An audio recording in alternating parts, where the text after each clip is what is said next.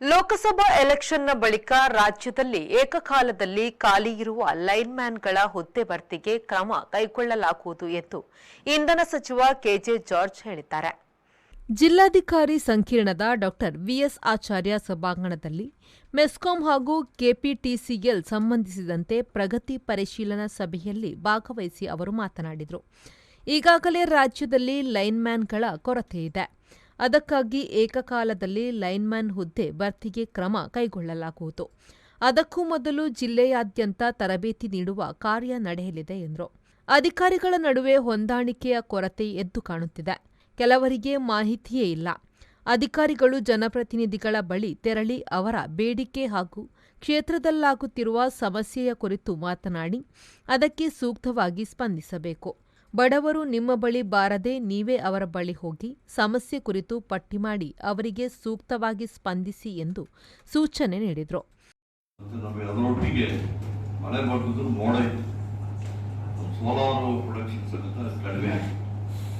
ನಂತರ ನಮ್ಮ ಬ್ಯಾಡ್ ಲಕ್ಕಿಗೆ ವಿಂಡೋ ಬರಲಿಲ್ಲ, ಗಾಳಿ ಇರುವುದಿಲ್ಲ, ವಿಂಡೋ ಬಿಡುವ ಸಮೇತ ವರ್ಕ್ ಆಗಲಿ. ಒಂದೇ ಸತಿ ನಮಗೆ ಶಾರ್ಟೇಜು ಬಂತು.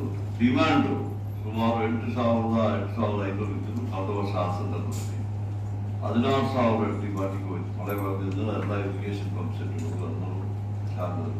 ಚಾಲನೆ ಮಾಡಲಿಕ್ಕೆ ಶುರು ಮಾಡಿ ಇಮಿಡಿಯೇಟ್ ಆಗಿ ನಾವು ಮುಖ್ಯಮಂತ್ರಿಯವರೇ ಒಂದು ಸಭೆ ಕರೆದು ನಾವು ಅನ್ಶೆಡ್ಯೂಲ್ಡ್ ಪವರ್ ಕಟ್ಟಡ ಅಡಾಪ್ಟ್ ಮಾಡಬಾರ್ದು.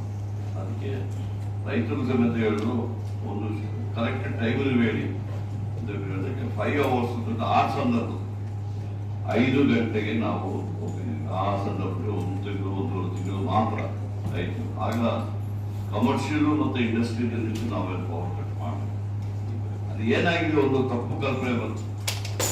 ಏನೋ ಪವರ್ ಶಾರ್ಟೇಜ್ ಇದ್ದು ನಾವು ಆನ್ಯುವಲ್ ಮೇಂಟೆನೆನ್ಸ್ ಯಾವಾಗ ಮೇಂಟೆನೆನ್ಸ್ಗೆ ನಾವು ಶಟ್ ಡೌನ್ ಮಾಡ್ತೀವಿ. ಈಗಲೂ ಮಾಡ್ತಾ ಇದ್ದೀವಿ ಮೇಂಟೆನೆನ್ಸ್. ಹಾಗೆ ಜನ ತಿಳ್ಕೊಂಡ್ರು ಇಲ್ಲ ಇದೆಲ್ಲ ಪವರ್ ಕಟ್ ಮಾಡ್ತಾ ಇದ್ದಾರೆ ಒಂದು ತಪ್ಪು ಕಲ್ಪನೆ ಆಗಿತ್ತು. 5 hours ಮಾಡಿದಾಗ 5 hours ಕೊಟ್ಟಿದ್ವಿ, ಎಲ್ಲ ಇಂಡಸ್ಟ್ರಿಯಲ್ಲಿ ಕೊಟ್ಟಿದ್ವಿ, ಕಮರ್ಷಿಯಲಿ ಕೊಟ್ಟಿದ್ವಿ. ಶಾಸಕ ಯಶ್ಪಾಲ್ ಸುವರ್ಣ ಮಾತನಾಡಿ ಬ್ರಹ್ಮಾವರದ 5 ವಿದ್ಯುತ್ ಉಪವಿಭಾಗಕ್ಕೆ 20 ಲಕ್ಷದಂತೆ ನಿರ್ವಹಣಾ ವೆಚ್ಚ ಸರಕಾರದಿಂದ ಬರುತ್ತಿದ್ದು ಇದನ್ನು 1 ಕೋಟಿಗೆ ಹೆಚ್ಚಿಸಬೇಕು. ಮುಂದಿನ ತಿಂಗಳಿನಿಂದ ಪರೀಕ್ಷೆಗಳು ಆರಂಭವಾಗಲಿದ್ದು ಸರಕಾರದ ಪವರ್ ಕಟ್ ಮಾಡಬಾರದು ಹಾಗೂ ಮನೆ ಮೇಲೆ ಸೋಲಾರ್ ಅಳವಡಿಕೆಗೆ ಈಗ ಇರುವ ಮಾನದಂಡವನ್ನು ಸಡಿಲೀಕರಣ ಮಾಡಬೇಕು ಎಂದು ಒತ್ತಾಯಿಸಿ ಈ ಬಗ್ಗೆ ಸಚಿವರಿಗೆ ಮನವಿ ಸಲ್ಲಿಸಿದರು. ನಗರ ಭಾಗದಲ್ಲಿ 600 ಚದರಡಿ ಮನೆ ನಿರ್ಮಾಣ ಮಾಡೋರ ಸಂಖ್ಯೆ ಮಾತ್ರ ಬರಾಬರ್ ಇರ್ತಾರೆ. ಅದನ್ನು 800-900 ಸ್ಕ್ವೇರ್ ಫೀಟ್ ಇರ್ತಾರೆ. ಅದು 600 ಸ್ಕ್ವೇರ್ ಫೀಟ್ಗಿಂತ ಜಾಸ್ತಿ ಮಾಡಿದಾಗ ಅದರ ಮಾನದಂಡವನ್ನು ಸ್ವಲ್ಪ ಸರಳೀಕರಣ ಮಾಡಿದರೆ ಬಡವರಿಗೆ ಸ್ವಲ್ಪ ಯೋಜನೆ ಆಗ್ತದೆ. ಅದರ ಜೊತೆಗೆ ನಮ್ಮ ಬ್ರಹ್ಮಾವರ ಉಪವಿಭಾಗದಲ್ಲಿ 5 ಶಾಖೆಗಳಲ್ಲಿ ಪ್ರತಿ ಶಾಖೆಗಳಿಗೆ 20 ಲಕ್ಷದಂತೆ ಉಪವಿಭಾಗಗಳಿಗೆ ಕಳೆದ 3 ವರ್ಷದಿಂದ ವಾರ್ಷಿಕವಾಗಿ ಪ್ರತಿ 6 ತಿಂಗಳಿಗೆ 1 ಕೋಟಿ ಅನುದಾನ ಬರ್ತಿತ್ತು. ಆದರೆ ಅದು ಯಾವುದಕ್ಕೆ ಸಾಧ್ಯ ಇಲ್ಲ. ದೃಷ್ಟಿಯಲ್ಲಿ ಅದನ್ನು ಪರಿಶೀಲಿಸಿ ಕನಿಷ್ಠ ಒಂದು 6 ಕೋಟಿ ಅನುದಾನವನ್ನು ಬ್ರಹ್ಮಾವರ ಉಪವಿಭಾಗಕ್ಕೆ ಮಂಜೂರು ಮಾಡಬೇಕಂತ ಬ್ರಹ್ಮಾವರ ಉಪವಿಭಾಗ ಸಬ್ಸ್ಟೇಷನ್ಗಳಿಗೆ 5 ಸಬ್ಸ್ಟೇಷನ್ಗಳಿಗೆ ಮೇಂಟೆನೆನ್ಸಿಗೆ ತಲಾ 20 ಲಕ್ಷ ಆಗಿ ಬರ್ತದೆ ಆಗ್ತಿದ್ವಿ.